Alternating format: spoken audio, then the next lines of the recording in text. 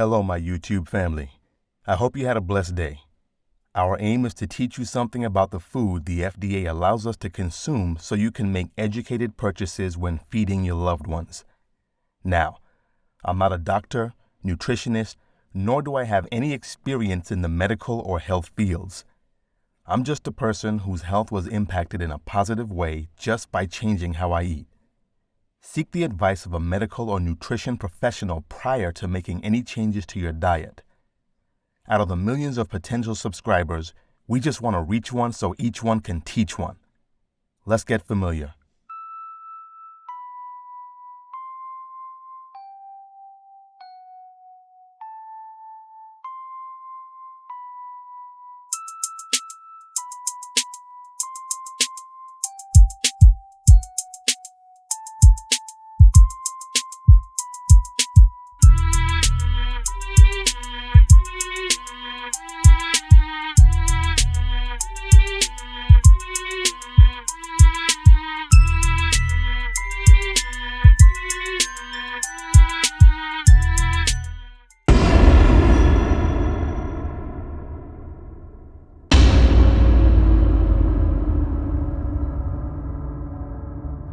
In today's episode, we take a look at Morningstar's Meat Lovers Vegan Burgers.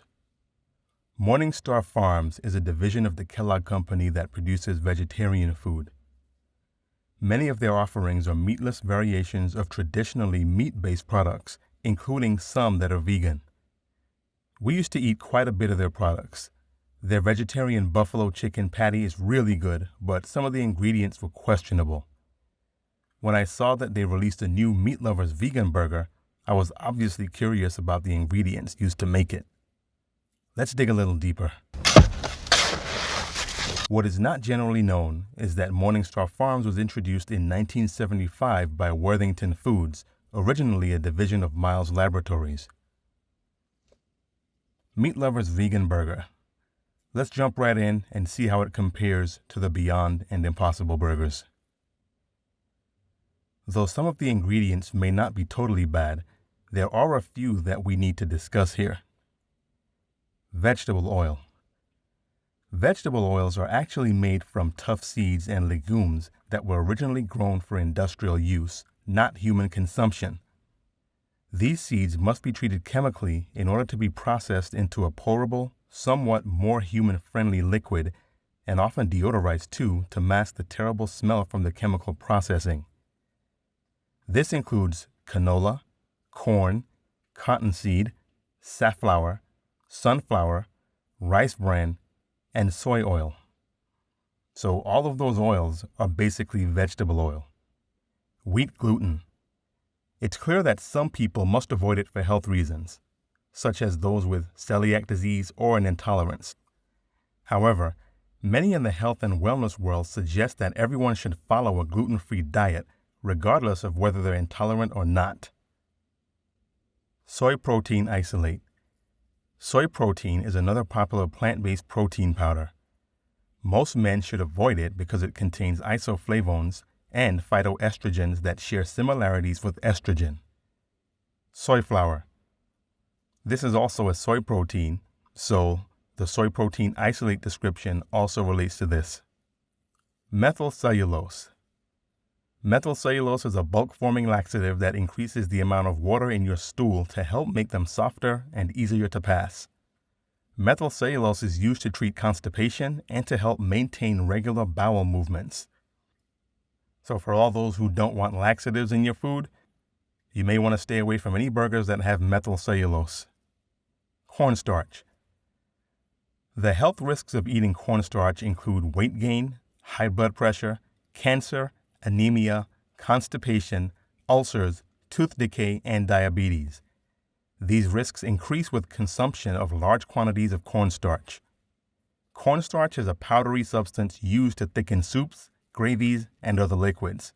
However, it is also converted to glucose, which is then converted to fructose, specifically high fructose corn syrup, or HFCS. So for all of you who are already familiar with high fructose corn syrup, you know how deadly that can be. Sunflower oil. This was already answered in vegetable oil, so if you missed it, Go ahead and rewind the video and rewatch. Yeast extract. While yeast extract is very high in sodium, manufacturers don't add much of it to prepare food. The small amount that are added to food don't alter their sodium content significantly. However, you may want to avoid yeast extract if you have a problem with blood pressure or any other reason to limit sodium. Xanthan gum. Xanthan gum is a popular food additive that's commonly added to foods as a thickener or stabilizer. It's created when sugar is fermented by a type of bacteria called Xanthomonas campestris. When sugar is fermented, it creates a broth or goo-like substance, which is then made solid by adding alcohol. It is then dried and turned into a powder. The important thing to know is the sugar can come from many different places, including wheat, corn, soy, and dairy. People with severe allergies to these products may need to avoid foods containing xanthan gum unless they can determine what source the xanthan gum came from. So, for example, if you've removed dairy from your diet, you may want to stay away from anything that has xanthan gum unless you're sure that there's no dairy in it. One last thing I'll tell you. When looking at these labels, always look at the serving size. In this example, the sodium content is 580 milligrams.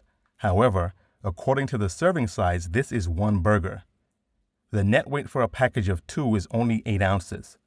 How many people can eat more than just one 4-ounce burger patty? So it's feasible that a person could eat both of these and not even be full. Notice where it says amount per serving. The American Heart Association recommends no more than 2,300 milligrams a day and moving toward an ideal limit of no more than 1,500 milligrams per day for most adults. If you happen to eat 2 of these, you've consumed 1,160 milligrams of sodium. Now imagine that, plus all of the sodium from the other ingredients. How many people paid attention to this small part of the label? People, this is why there are diabetes, high blood pressure, and obesity issues in America. The toxic ingredients added to your food and misleading labeling is killing us. You think the FDA and federal government don't know? So to summarize, most of these ingredients are the opposite of what this is marketed as. Vegetarians and vegans want a healthy alternative, but the ingredients here are not healthy at all. Please read the labels. If you don't understand what you're reading, check back on this channel or simply send us an email and we may already have the research that'll help you understand what you're eating. Most importantly, always research for yourself and consult a medical professional or nutritionist with any specific questions. Next week, Friday, we'll continue on this road as we dig deeper into more items sold in your favorite grocery stores. If you want copies of documents containing this information, send us an email at theawakeningfrequency@gmail.com. Let me repeat, theawakeningfrequency@gmail.com. Don't forget to subscribe, like, and share this valuable information with your loved ones. Click the notification bell so you'll be notified when we upload new videos. Find The Awakening Frequency on Twitter and Instagram, and also Facebook. Again, I'm not a doctor, nutritionist, nor do I have any experience in the medical or health fields. I'm just a person whose health was impacted in a positive way just by changing how I eat. Seek the advice of a medical or nutrition professional prior to making any changes to your diet. We are The Awakening Frequency. Out of the millions of potential subscribers, we just want to reach one so each one can teach one. Peace.